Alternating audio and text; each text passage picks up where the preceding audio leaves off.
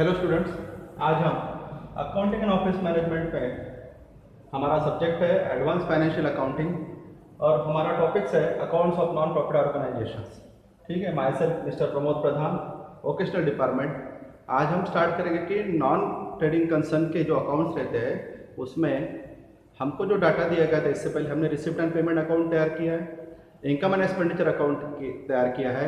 Receipt and payment account से हमने income and expenditure account तैयार किया है। आज हम देखेंगे कि हमारा इनकम एंड एक्सपेंडिचर अकाउंट जब बनाना होता है तो हमको रिसिप्ट एंड पेमेंट से किस तरह से डाटा प्रोसेस करना होता है और उसके द्वारा हमको बैलेंस शीट किस तरह से तैयार की जाती है। सो हम हमारे एग्जाम्पल की तरफ जाएंगे। सो हमारा एग्जाम्पल्स है, following information of newly started Adarsh Vachanalaya Jalgaon prepare income and expenditure account and balance sheets for ending year 31 March 2011। So ये हमारा जो न्यूली स्टार्टेड हुआ है आदर्श वाचनालय जलगांव, सो इसकी जानकारी हमको दी गई है। सो आदर्श Vachanalaya Jalgaon receipt and payment account for the ending year 31 March 2011। सो हमारी सब्सक्रिप्शन मिला हमको 2010-11 में 85,000 रुपीज़। सो 10 एंड 11 का 85,000 और 11-12 का यानी नेक्स्ट ईयर के लिए भी हमको कुछ सब्सक्रिप्शन मिला है। सो वो है हमारा 8,900। सो टोटल हमको सब्सक्रिप्शन मिला है 93,900। देन एंट्रेंस फी है हमारी 11,000, डोनेशन है जनरल्स 25,000 और इसकी जो टोटल है रिसिप्ट की वो है 1,29,900। सो पेमेंट साइड लेंगे, by rent 6,000 rupees, by travelling expenses 2,800 rupees, by gathering expenses 3,300 rupees, by charity 1,000 rupees, by salary 4,500 rupees, by furniture 30,500, by fixed deposit 50,000 and the last closing balance is 31,800। Total is 1,29,900। ठीक है, सो ये हमारा receipt and payment account है। अब इसके अंदर कुछ हमको एडजस्टमेंट दी गई है एडिशनल इन्फॉर्मेशन में। तो number 1, on receipt subscription rupees 10,000 for current year. Second, capitalize interest fee. Third, depreciation charge on furniture rupees 2,500 and fourth, outstanding salary rupees 500 rupees. So हमको ये 4 एडजस्टमेंट्स करने के हैं। तो उसमें पहली एडजस्टमेंट हमारी है अनरिसिप्ट सब्सक्रिप्शन 10,000 रुपये और करंट ईयर। 10,000 रुपये का जो सब्सक्रिप्शन है हमारा वो करंट ईयर में अनरिसिप्ट है। कैपिटलाइज एंट्रेंस फी, जो हमारे एंट्रेंस फी है उसको हमको कैपिटलाइज करने का है। सो ये हमको एंट्रेंस फी के लिए capitalize entrance fee. Then depreciation charge on furniture rupees 2,500, depreciation करना है हमको फर्नीचर के ऊपर 2,500 का एंड आउटस्टैंडिंग सैलरी हमारी है 500 रुपीज। सो हमारे पास में रिसिप्ट एंड पेमेंट का डाटा है, इसके द्वारा हम इनकम एंड एक्सपेंडिचर अकाउंट और बैलेंस शीट तैयार करेंगे। सो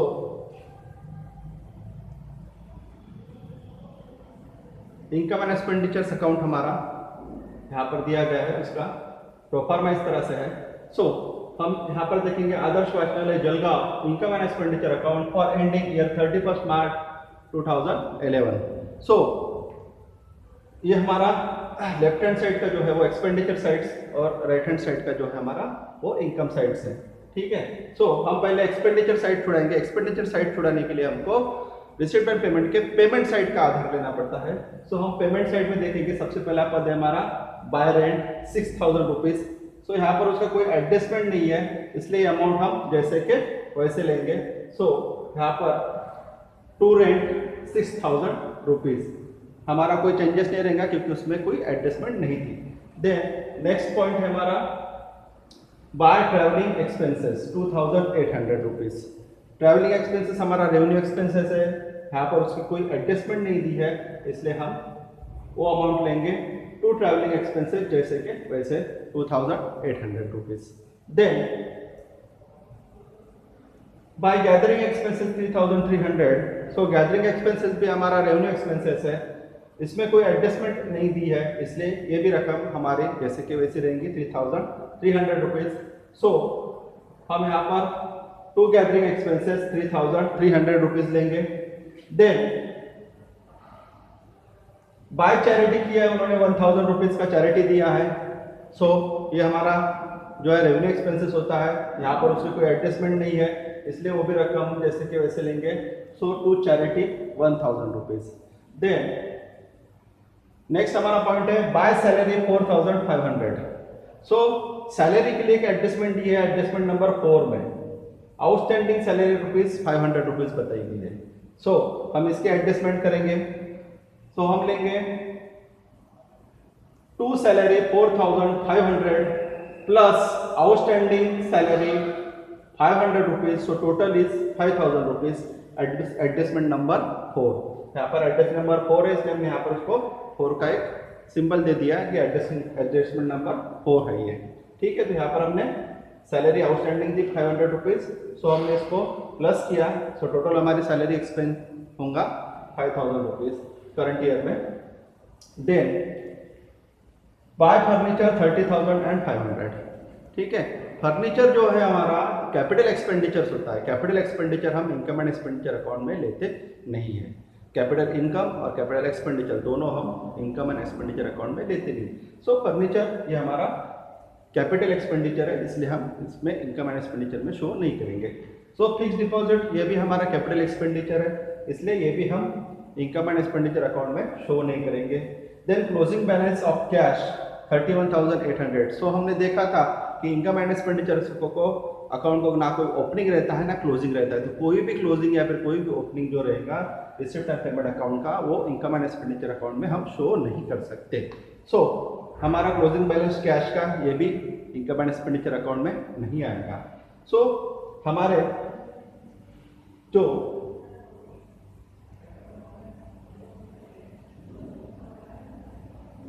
टोटल जो पेमेंट के जो हमारे पद थे वो हमारे खत्म हो गए। अभी हम क्या करेंगे, रिसिप्ट साइड सॉल्व करेंगे। तो रिसिप्ट साइड छुड़ाने के हम जो इनकम हमारी जो साइड है उसको छुड़ाने के लिए हमको रिसिप्ट साइड का आधार लेना पड़ता है। सो हम पहले जो हमारा रिसिप्ट हुआ है वह सब्सक्रिप्शन। सो 2010-11 में हमारे को सब्सक्रिप्शन मिला है 85,000। अब हमको 11-12 में भी सब्सक्रिप्शन मिला है, लेकिन ये अगले साल का है, तो हमारा इनकम एंड एक्सपेंडिचर अकाउंट जो है वो चालू साल का ही इनकम एंड एक्सपेंडिचर लेता है। हम उसके अंदर अगले साल का या पिछले साल का इनकम एंड एक्सपेंडिचर नहीं लेंगे। सो हम चालू साल का जो भी है 2010-11 का वही इनकम हम शो करेंगे। सो हमारा 2011 में हमको सब्सक्रिप्शन मिला 85,000। सो यहाँ पर हमको एक एडजस्टमेंट दिया है, एडजस्टमेंट नंबर 1 में unreceived subscription rupees 10,000 for current year. So 10,000 का हमारा सब्सक्रिप्शन भी अनरिसीव्ड है। हमने कहा था कि इनकम एंड एक्सपेंडिचर्स में जो भी हमारा अगर अनरिसीव्ड होगा, आउटस्टैंडिंग होगा, सो हमको उसको वहाँ पर शो करना होता है। सो यहाँ पर भी हमारा सब्सक्रिप्शन 10,000 का जो है वो अनरिसीव्ड है, इसलिए हमको इसको शो करना पड़ेगा। देन बाय सब्सक्रिप्शन रिसिप्ट 10-11 में 85,000 हमको मिला है, और प्लस अनरिसिप्ट हुआ है adjustment number 1 10,000 rupees. So total हमारे को इस साल में सब्सक्रिप्शन मिलेगा 95,000 रुपीज। सो हमारा टोटल सब्सक्रिप्शन मिलेगा 95,000 रुपीज। देन दूसरा हमारा पद है इसके अंदर to entrance fee 11,000 rupees. So 11,000 rupees का हमको क्या करने का है, कैपिटलाइज एंट्रेंस फी करना है। सो इसको हमको कैपिटल में प्लस करना है। सो ये पद हम इसके अंदर नहीं लेंगे क्योंकि इसको हमको कैपिटलाइज करने का है। सो इसलिए एंट्रेंस फी 11,000 ये हम इनकम एंड एक्सपेंडिचर अकाउंट में शो नहीं करेंगे। सो डोनेशन, तो डोनेशन को स्पेशली डिफाइन किया कि जनरल डोनेशन से करके 25,000 रुपीज का। सो हमने इसके पहले देखा था कि जनरल डोनेशन और स्पेशल डोनेशन, इसे दो प्रकार के डोनेशन रहते हैं। General donation upon income and expenditure account में लेते हैं, स्पेशल डोनेशन हम इनकम एंड एक्सपेंडिचर में नहीं लेते हैं, वो लायबिलिटी साइड में शो करते हैं। सो डोनेशन जनरल 25,000, यहाँ पर कुछ एडजस्टमेंट दी नहीं है, इसलिए हम डोनेशन जो है वो बाय डोनेशन जनरल 25,000 की हम एंट्री करेंगे। सो इस तरह से हमारे जितने भी रिसिप्ट और पेमेंट इसके जो भी हमारे पद थे वो यहाँ पर खत्म हो गए। अब हम देखेंगे कि हमारी एडजस्टमेंट खत्म हुई क्या। सो पहली एडजस्टमेंट हमारी हो गई 10,000 की, दूसरी भी हमने एडजस्टमेंट हमको कैपिटल फंड में करना है, तो हम वहाँ पर करेंगे। तीसरी adjustment depreciation charge on furniture, ये हमारी रह गई है। सो हम डेप्रिसिएशन चार्ज करेंगे फर्नीचर के ऊपर, सो उसको शो करेंगे एक्सपेंडिचर साइड्स में। So to depreciation on furniture adjustment number 3 2,500 rupees. So हमारी जो तीसरी एडजस्टमेंट है वो भी खत्म हो गई। एंड देन चौथी एडजस्टमेंट हमारी हुई है, आउटस्टैंडिंग सैलरी हमने प्लस किए है सैलरी में। तो यहाँ पर हमारे जितने भी रिसिप्ट एंड पेमेंट्स के पद हो गए और हमारी एडजस्टमेंट भी खत्म हो गई। सो हम अब क्या करेंगे, जो इनकम एंड एक्सपेंडिचर अकाउंट है उसको हम क्लोज करेंगे। सो क्लोज करने के लिए हमको क्या करना पड़ेगा, यहाँ पर हमको अगर हम फाइंड आउट करते हैं तो हमको ऐसा रियलाइज होता है कि इनकम साइड के टोटल ज़्यादा आने वाली है। सो इनकम साइड के टोटल ज़्यादा आने वाली है, तो हमारा सूत्र हम इस तरह से बनाएंगे, क्योंकि हमारा जो इनकम साइड की अगर टोटल ज़्यादा आती है तो हमको प्रॉफिट होता है, और प्रॉफिट जो होता है हम लिखते हैं excess income over expenditure. So हमारा सूत्र तैयार होगा excess income over expenditure equal to income side total minus expenditure side total. So हमारी इनकम साइड की टोटल आई है 1,20,000 रुपीज़, और हमारी एक्सपेंडिचर साइड की यहाँ तक टोटल जो है वो आई है हमारी, वो है 20,600 रुपीज़।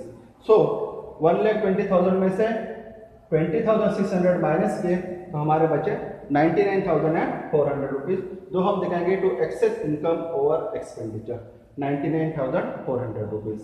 सो ये हमारा हो गया इनकम एंड एक्सपेंडिचर अकाउंट जो आपके सामने शो हो रहा है। ठीक है, इसी तरह से आपको इसको बनाना है। एक बार आप फिर से प्रैक्टिस करके देखिए इसके ऊपर, और आपको जो भी है एडजस्टमेंट उसके अंदर दी गई है, एडजस्टमेंट नंबर बराबर शोज हो रही है 1 देन 3 देन 4, और एक जो हमारे 2 एडजस्टमेंट है वो हमको कैपिटल फंड में करने की है। सो ये हमारा इनकम एंड एक्सपेंडिचर बन गया है। अभी हम बनाएंगे बैलेंस शीट्स। सो हमारे पास में पुरानी बैलेंस शीट नहीं थी, क्योंकि ये हमारा जो वाचनालय है ये न्यूली स्टार्टअप हुआ है। सो हमारे पास में पुरानी बैलेंस शीट नहीं रहेंगी, तो हमको नई बैलेंस शीट बनाना पड़ेगा। सो अब देखेंगे कि नई बैलेंस शीट किस तरह से।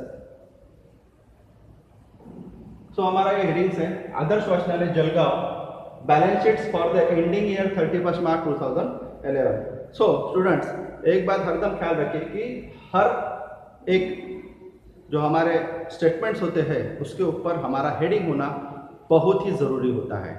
अगर हम हेडिंग देंगे नहीं तो जो हम डिफाइन करना चाहते हैं वो बराबर डिफाइन नहीं हो पाएगा, बराबर शो नहीं हो पाएगा। इसलिए हमको हर स्टेटमेंट के ऊपर हमारा हेडिंग देना ज़रूरी होता है।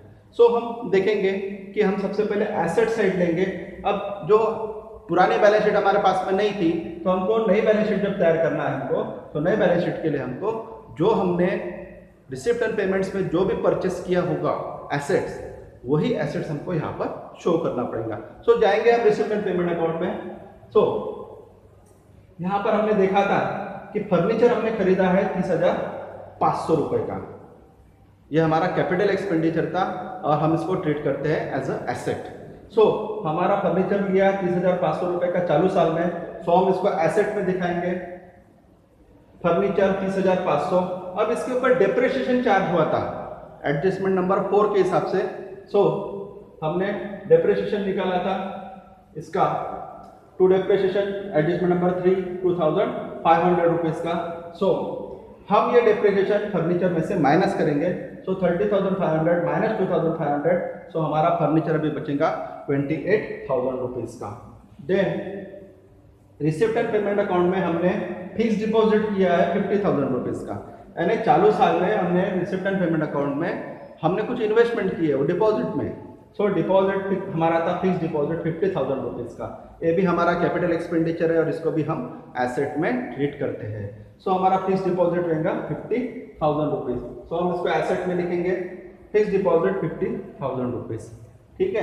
देन हमारा जो रिसिप्ट एंड पेमेंट अकाउंट में लास्ट का कैश बैलेंस बचा हुआ है 21,800 रुपये, ये भी हमारा एसेट होता है, ये हमारा करंट एसेट होता है और इसको भी हमको शो करना पड़ता है एसेट साइड में। सो हम इसको भी शो करेंगे एसेट्स में, कैश बैलेंस 31,800 रुपीज़। ठीक है। सो हमने जितना भी रिसिप्ट एंड पेमेंट अकाउंट में हमारा कैपिटल एक्सपेंडिचर्स हुआ है एंड देन हमारा जो कैश बैलेंस बचा हुआ है, बैंक बैलेंस बचा हुआ है, वो हम कहाँ करते हैं, एसेट में शो करते हैं। देन अभी हम देखेंगे कि हमारी लायबिलिटीज क्या हुई है। सो कैपिटल फंड हमारे पास में नहीं था क्योंकि हमारा न्यूली स्टार्टेड वाचनालय था, इसलिए हमने यहाँ पर कैपिटल फंड हमारा 0 रहेगा। सो देन एंट्रेंस फी को हमको कैपिटलाइज करना है एडजस्टमेंट नंबर 2 से। सो हमने 11,000 का जो है वो एंट्रेंस फी कैपिटल फंड में प्लस कर दिया। देन हमको एक्सेस हुआ है income, so excess income over expenditure, excess income हुआ है इसलिए हम प्लस करेंगे। तो 99,400 प्लस किया हमने 11,000 और 99,400, इसका टोटल है हमको 1,10,400 रुपीज। ठीक है, सो हमको एक एडवांस सब्सक्रिप्शन भी मिला है जिसका हमको रिसिप्ट एंड पेमेंट अकाउंट में दिखाया गया है कि 2011-12 के लिए हमको 8,900 रुपए का हमको एडवांस सब्सक्रिप्शन मिला है। हमको अगर एडवांस सब्सक्रिप्शन मिलता है तो वो हम उसको लायबिलिटी में शो करते हैं, अगर हमको अनरिसिप्ट होता है तो हम उसको एसेट में शो करते हैं, और हमको एडवांस अगर मिलता है तो हम उसको लायबिलिटी में शो करते हैं। तो 11-12 का जो भी हमको एडवांस सब्सक्रिप्शन मिला है हम उसको लायबिलिटीज में शो करेंगे। तो इसको लायबिलिटीज में शो करेंगे हम एडवांस सब्सक्रिप्शन 8,900 रुपीज। ठीक है, ये हमारा एडवांस सब्सक्रिप्शन था। अभी हमारे पास में एडजस्टमेंट थी कुछ, तो उसके हिसाब से अनरिसिप्ट सब्सक्रिप्शन है 10,000 रुपीज फॉर करंट ईयर। ठीक है, सो अगर मैंने कहा है कि अगर अनरिसिप्ट सब्सक्रिप्शन रहा है तो हम उसको एसेट में ट्रीट करते हैं, एडवांस सब्सक्रिप्शन हम लायबिलिटी में ट्रीट करते हैं। ठीक है, सो ये हमारा अनरिसिप्ट सब्सक्रिप्शन है 10,000, इसको हम एसेट में ट्रीट करेंगे। सो सबसे पहले हमने इसको इनकम एंड एक्सपेंडिचर में ट्रीट किया था अनरिसिप्ट में, और यही हमको अभी ट्रीट करने का है बैलेंस शीट में। सो अनरिसिप्ट सब्सक्रिप्शन हमारा रहेगा 10,000 रुपीज। एंड देन हमारी नेक्स्ट जो एडजस्टमेंट थी आउटस्टैंडिंग सैलरी ₹500 रुपीज, इसको भी हमने receipt income and expenditure account में शो किया था 500 रुपीज आउटस्टैंडिंग से। और कुछ हमारा एक्सपेंसेस अगर आउटस्टैंडिंग होता है तो हम उसको लायबिलिटी में शो करते हैं। सो आउटस्टैंडिंग सैलरी हम लायबिलिटीज में शो करेंगे। सो आउटस्टैंडिंग सैलरी 500 रुपीज हमारी लायबिलिटीज में शो हो रही है। सो अब यहाँ पर हमारे जितने भी एडजस्टमेंट्स है वो हमारे बराबर सभी बैलेंस शीट्स में आ गए। अनरिसिप्ट सब्सक्रिप्शन आ गया, कैपिटल इंटरेस्ट फी को कैपिटल एस दिखा दिया, डेप्रिसिएशन को फर्नीचर में से माइनस कर दिया, और आउटस्टैंडिंग सैलरी को हमने लायबिलिटीज में दिखा दिया। तो हमारे जितने भी एडजस्टमेंट रहेंगे वो हमारे बैलेंस शीट में शो होने को होना। सो हमारे एडजस्टमेंट सभी वहाँ पर शो हो रहे हैं। सो हमारी बैलेंस शीट्स अभी पूरी तरह से तैयार हो गई है। सो हम दोनों तरफ की टोटल करेंगे तो हमारी दोनों तरफ की टोटल आई है 1,19,800, 1,19,800, 1,19,800, 1,19,800। तो इस तरह से हमारा जो न्यूली जो कंसर्न स्टार्ट हुआ था नॉन ट्रेडिंग कंसर्न, उसका हमने इनकम एंड एक्सपेंडिचर्स अकाउंट बनाया है और हमारी बैलेंस शीट्स हमने उनको बनाकर दिखाई है। सो आप इसके ऊपर फिर से एक बार प्रैक्टिस करिए जिससे आपको ये एग्जाम्पल से काफ़ी अच्छी तरह से समझ जाए। धन्यवाद।